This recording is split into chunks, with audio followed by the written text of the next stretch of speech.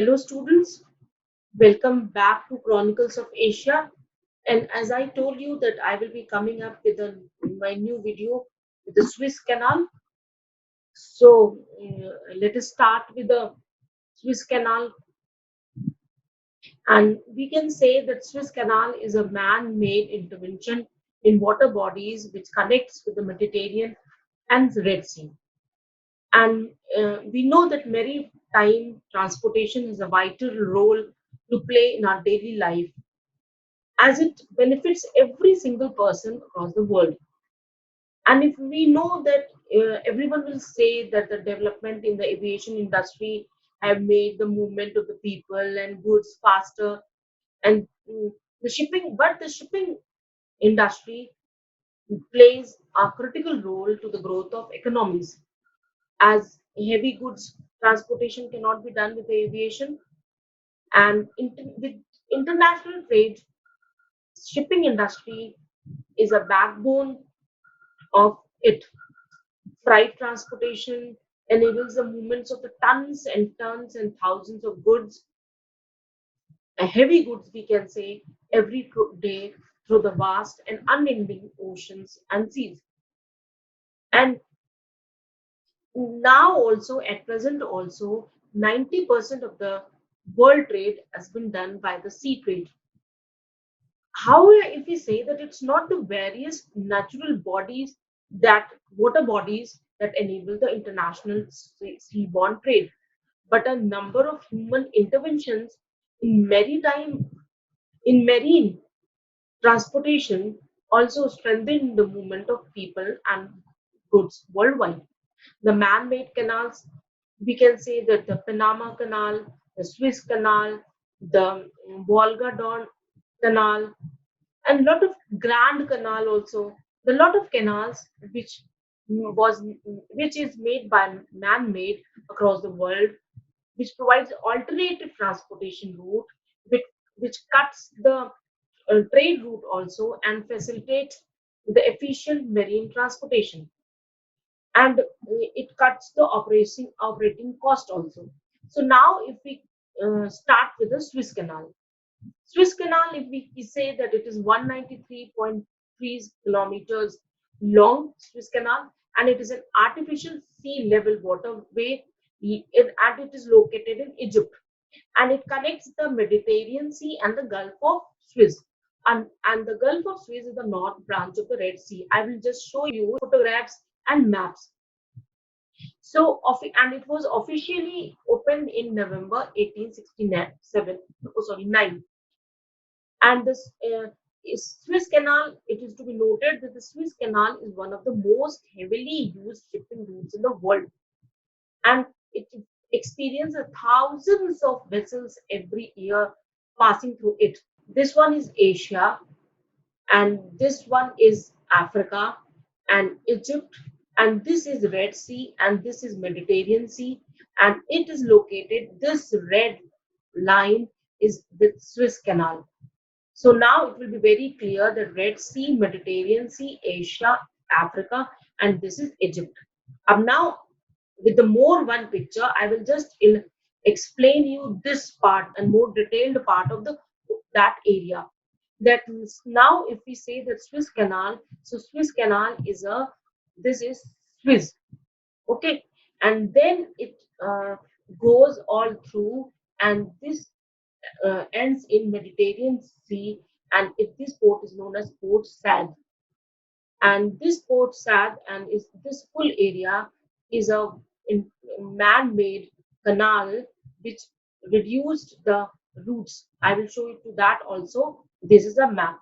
And now, if does suppose this Suez Canal would not be there, so the all the transport, all the trade route, sea trade route was from this area to this area to Mumbai, and if so, it covered 2,300 miles, or you can say 19,800 kilometers.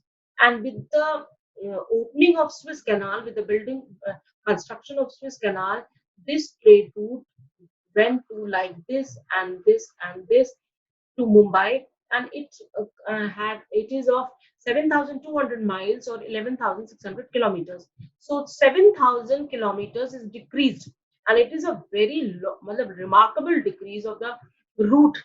And if it is, I'm not going very much technically, if the with the normal speed, if the ship carries, so it takes 34 days to reach Mumbai.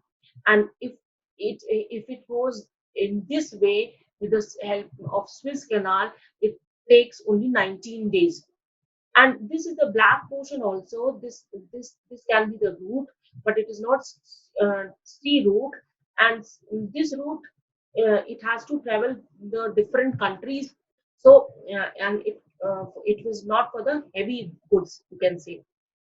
And this route is also known as Cape of Good Hope route, because over here, Cape of Good Hope.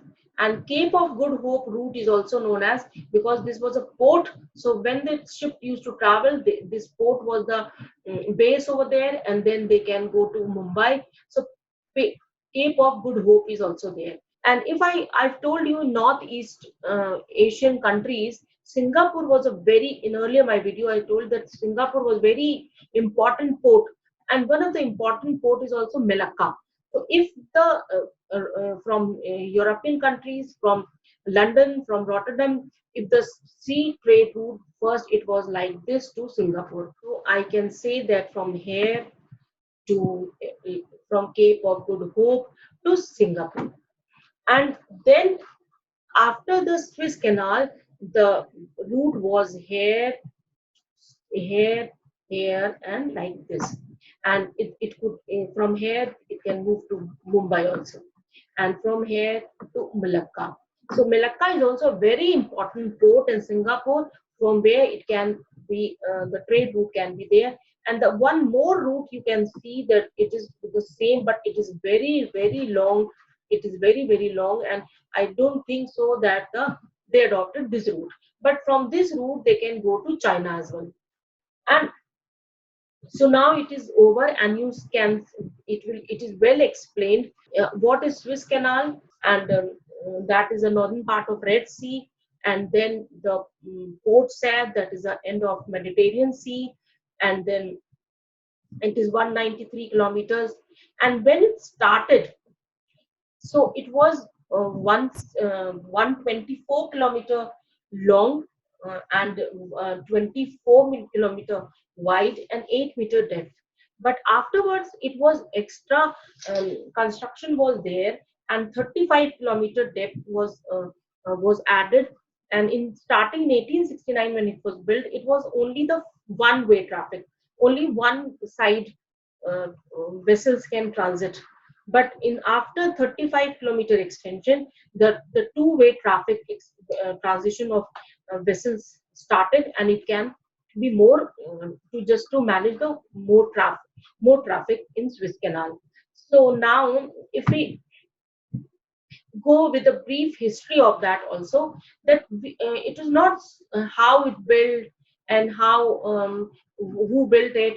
So in the very short, I can say that it is not so that the Swiss Canal was, it was an idea of the Egypt pharaohs, so that to build a canal and to connect the two seas and with the river Nile. And the one canal was built which was connected to the Nile River. But the Swiss Canal was could not happen. And in 1798, when Napoleon uh, conquered Egypt, and he thought of building a canal. So what is that? He sent two of its surveying team to the two seas to survey and find out for the construction of the canal. But when they wrongly interpreted the sea levels, and there was some mistake in the measurement. So between the sea levels of Mediterranean and Red Seas.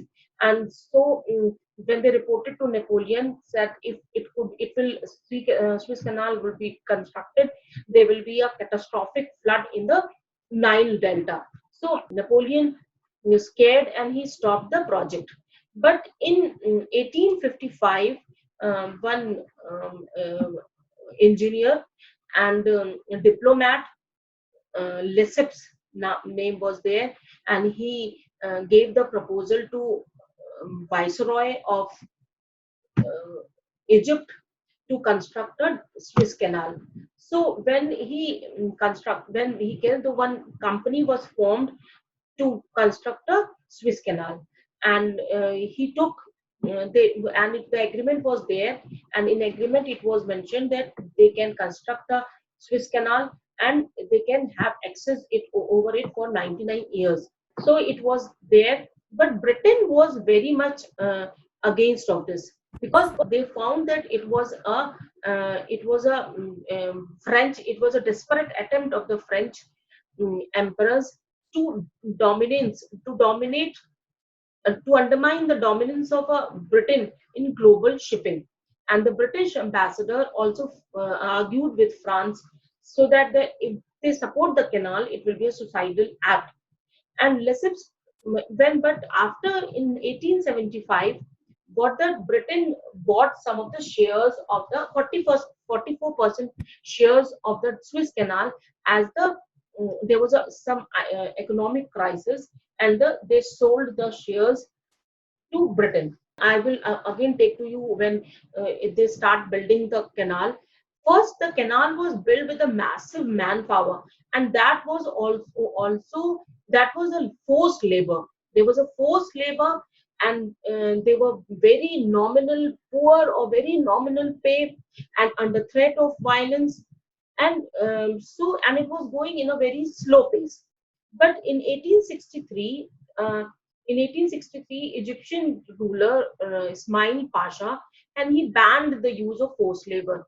So now the company and Lesseps both were under the shortage of the labor workforce. So they came up with the machines. So in machines, the new technology boost the construction of Suez Canal, and it was um, built in 1869, and it was estimated by the company that 200 million franc will be the cost of the construction of Swiss Canal. But when it ended, it was seen that the cost went up to more than 400 million franc. And now I will tell you some of the very interesting fact about Swiss Canal. There is very fascinating fact, you can say, that when Swiss Canal neared the completion in 1869, when one French sculptor was there, I will not tell you the name. I will tell you afterwards, and you can guess the name afterwards. Try to convince Lesseps and the Egyptian government to let him build a very big sculpture, and which he will name that sculpture Egypt bringing light to Asia, and he will be at its Mediterranean entrance. Here you can see Port Said, but the and he was say that it was inspired by the ancient colossus of Rhodes, and in 19 he can be 19-foot tall statue of a woman clothed in Egyptian peasant robes and holding a massive torch, which also serve as a lighthouse to the guide ships into the canal.